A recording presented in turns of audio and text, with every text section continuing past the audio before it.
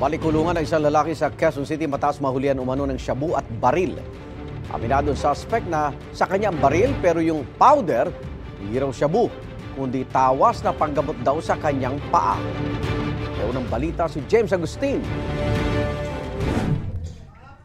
Dito yung mga trupa, sumuko ka na lang.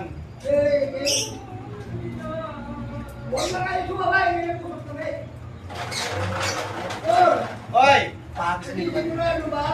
Oh, hindi. Sige, hagis mo sa labas ng baril para hindi sila maano.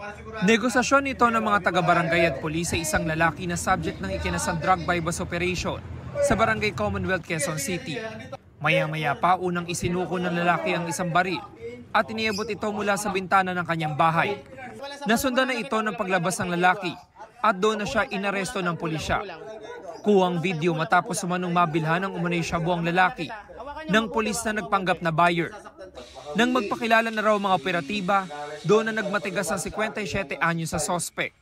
Pag sabi namin na ganun, doon na siya nagbanta na hindi siya susuko dahil yung bahay niya ay saradong-sarado. Kaya nung nagbabanta na siya, hindi rin kami nagpakisiguro na gibain man yung pinto niya dahil ang according dun sa asset namin na nagbigay ng impormasyon, meron nga siyang baril. Bukod sa baril na kargado ng mga bala, nakuha rin mula sa sospek ang 25 gramo ng shabu na nagkakahalaga ng 170,000 pesos. Ayon sa pulisya, nag-ooperate ang sospek sa Barangay Commonwealth. Matagal na namin siyang target, halos 2 buwan din namin siyang inaral kasi nga ang hirap pasukin ng bahay niya kasi ang transaksyon niya abutan lang doon sa bintana niya. Tapos bago siya magbigay ng drugs, ite-text muna siya. Ayon pa sa QCPD, hindi rin daw lisensyado ang baril na nakuha mula sa sospek. Isinumita na ito sa crime lab para sa ballistic examination. Ikatlong beses nang makukulong ng sospek matapos mahuli noon dahil din sa kasong may kinalaman sa droga. Hindi po ako nagbibinta. Minakuha po ba sa inyong droga? Tawas naman yun. Tawas po. Panggamot ko sa pako. Yung baril po, sa inyo tayo? Oo. Para saan po yun? Para depensa sa sarili ko kasi Bakit kayo baril? sa bahay lang yun. Sabi ng pulisya, hindi tawas kundi shabu ang nakuha mula sa sospek base sa pagsusuri ng crime lab.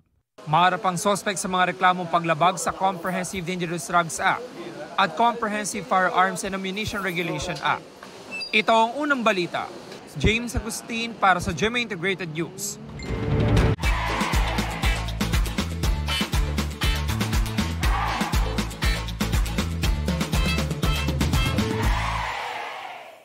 Igan, mauna ka sa mga balita. Mag-subscribe sa GMA Integrated News sa YouTube.